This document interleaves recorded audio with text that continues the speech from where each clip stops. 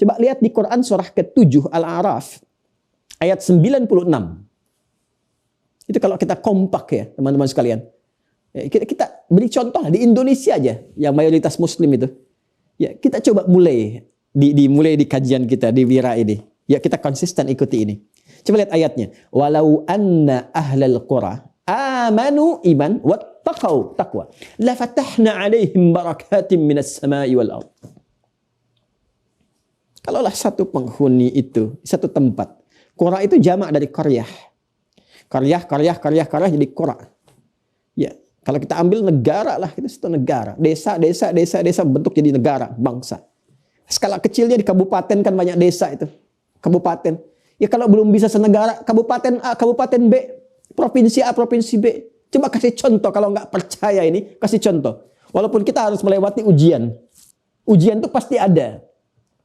Dan nggak usah takut dicela, karena kita pun nggak bebas dari celaan. Ya, kata para ulama hanya orang kurang sehat jiwanya yang nggak mau dicela. Kita itu pasti dicela, Pak. Nggak pengen dicela pun pasti dicela. Jadi menghindari celaan itu nggak ada guna. Orang baik, kalau Anda saleh, pasti akan dicela oleh orang salah. Kalau Anda berbuat salah, pasti dicela oleh orang saleh. Allah saja dicela oleh orang-orang kufar. Malaikat dicela. Ya, coba lihat. Nabi dicela, dihina, dituduh penyihir, dukun, santet, penipu, pembohong, macam-macam. Sahabat dicela, tabi'in dicela, ulama dicela. Kita Tuhan bukan, malaikat bukan, rasul bukan, nabi bukan, sahabat bukan, tabi'in bukan, ulama belum sempurna, atau bahkan bukan. Terus gak mau dicela, kita siapa? Kita ingin berbuat baik, dapat tantangan ujian, diantaranya celaan. Saya berikan fikih celaan. Ini jarang mungkin didapatkan ya. Ini cara memahaminya nih, cara memahaminya. Kalau Anda saleh, punya sifat saleh, dan nanti orang yang saleh atau salihat untuk perempuan, itu pasti akan mendapatkan lawan. Karena hidup ini berpasangan. Wa min kulli syai'in khalaqna zawjaini la'allakum tadhakkarun. Awas, ini mahal sekali dia. Ya, saya dapatkannya harus sampai keluar nih, mencari 18-20 jam dari Indonesia. Itu terbang pakai pesawat, kan? Ini mahal sekali dapatnya. Semoga Allah berikan pahala pada guru-guru kami, ya. Quran surah ke-51 ayat 49. Ya, paling kiri agak ke tengah sedikit, ya. Agak ke bawah sedikit. Wa min kulli syai'in khalaqna zawjaini la'allakum tadhakkarun. Lihat ya. Perhatikan baik-baik. Dan segala hal, kata Allah, kami ciptakan berpasangan, berlawanan. Supaya kamu sadar, cuma aku yang tidak punya pasangan. Allah yang esa. Ya kan? Laki-laki pasangan perempuan. Ya kan? Benang sari dengan putik. Jantan dengan betina. Siang malam. Demikian sifat pun baik, buruk. Soleh, salah. Itu berpasangan. Dan hikmahnya, pasangan ini itu akan saling menguji untuk menyempurnakan. Makanya kesempurnaan di suami itu kan ada di istri, saling menyempurnakan. Demikian sebaliknya. Ya, belajar bersama-sama saling menyempurnakan. Dan di sifat pun salah dan soleh itu akan membentuk sebuah kesempurnaan kalau digunakan secara benar. Ya. Yang pernah saya sampaikan kan, qad aflaha man zakkaha, ada takwa, ada fujur kan, berpasangan kan? Jadi jujur lawannya apa? Dusta. Dusta diciptakan untuk menyempurnakan apa? Jujur. Supaya belajar ya untuk menghindari dusta ini munculkan jujurnya. Marah lawannya sabar. Marah dicipta bukan ingin menjadikan Anda pemarah, tapi supaya sabarnya muncul. Sebab kalau nggak ada marah, bagaimana sabar kelihatan? Seperti pernah saya terangkan. Salah itu lawannya soleh. Ya kan? Salah diciptakan untuk menjadi cermin supaya solehnya muncul. Kadang-kadang ketika Anda ingin berubah menjadi saleh, maka muncul nanti penguat dari yang salah. Bisa jadi bentuknya celaan. Celaan ini kadang-kadang muncul dari orang salah yang dititipkan oleh Allah kepada mereka untuk menguji kesungguhan Anda supaya semakin soleh dan meningkatkan kualitas kesolehan Anda. Contoh, wah hati-hati ya. Ada akhwat misalnya belum berjilbab. Saya panggil akhwat untuk menunjukkan persaudaraan terdalam. Fa asbahtum bi ni'mati ikhwana. Karena sayang saya ini mengungkapkan. Ya, karena sayang saya ini saya menyampaikan. Ya, supaya semua mendapatkan kebaikan, kemuliaan. Kemudian ingin berusaha berjilbab. Jangan dikira langsung mudah dia berjilbab, selesai. Tidak. Kenapa? Karena setiap perbuatan soleh itu harus melewati dulu fase ujian. Ini teman-teman. Kan soleh ini melewati ini dulu. Dan ini bentuknya ma'ruf, perintah, nahyu, mungkar, fahsya. Jadi kalau Anda ikuti yang ma'rufnya perbuatannya ke sini, akan dapat lawan dari mungkarnya ke sini. Ketika Anda mulai berjilbab, maka teman Anda akan mulai memunculkan sebuah kesan. Wah, sudah solehah ya sekarang. Kamu tampil beda ya. Kalau kesannya dari yang soleh lagi, itu apresiasi tinggi, motivasi. Masya Allah, ukti semakin cantik deh, semakin baik, semakin ini, macam-macam tuh. Tapi kalau dari yang salah, kesannya muncul, di lisannya keluar, wah udah mulai deh. Waduh, penghuni surga lewat nih.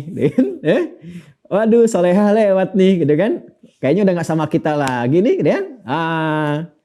Udah berbeda nih, udah macam-macam lah. Itu istilahnya yang sekarang-sekarang muncul banyak lah, macam-macam. Kan? Cara memaknainya bagaimana? Ketika keluar dari lisan itu, keluar dari yang salah dan bentuknya celaan kepada Anda, jangan dipahami sebagai celaan. Jika Anda berubah menjadi soleh dan keluar kemudian pandangan, penilaian dari orang yang salah dengan kalimat-kalimat yang salah misalnya, itu sesungguhnya penguatan pada diri Anda bahwa pada saat yang bersamaan Allah telah menetapkan Anda menjadi soleh. Karena lawan itu mengonfirmasi yang lainnya. Ya, lawan mengonfirmasi yang lainnya. Marah mengonfirmasi adanya sabar.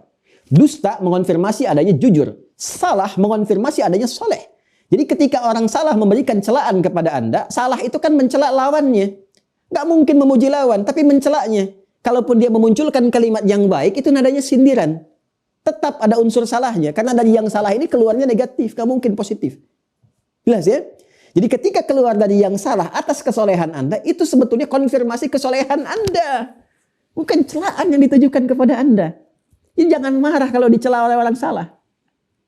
Ya, kecuali kalau porsinya, misalnya porsi-porsi yang tertentu, secara proporsional, sudah melanggar hak-hak yang lain misalnya, bukan pada diri Anda. Jadi kalau dicela secara pribadi, nggak apa-apa, nggak usah marah. Itu penetapan kebaikan. Ya, tapi kalau dicela agama Anda, Quran Anda, Tuhan Anda, Rasul Anda, muncul kita gejolak, girah namanya. Mendidih darah rasanya, gitu kan? Bangsa Anda, negara Anda, negara kita dilecehkan di luar, kita bangkit membela. Masa iman Anda dilecehkan, Anda diam saja? Nah, itu girahnya harus muncul. Jadi kalau ada yang mengatakan solehah, gitu kan? Pada Anda yang sudah berjilbab, ya itu artinya Allah menetapkan pada diri Anda sudah berubah jadi lebih baik. Alhamdulillah. Aduh, saya tetap kok, ya nama saya masih Catherine, bukan solehah. Ini hanya berubah aja untuk lebih baik. Ya, Anda misalnya udah ada mulai ke masjid, tadinya kumpul-kumpul, sudah mulai ke masjid. Waduh, Pak Soleh kemana nih? Saya masih Asep kok, bukan Soleh. Ini coba aja menjadi lebih baik, siapa tahu bermanfaat, ya kan? Udah tiap hari begitu muncul, apapun namanya.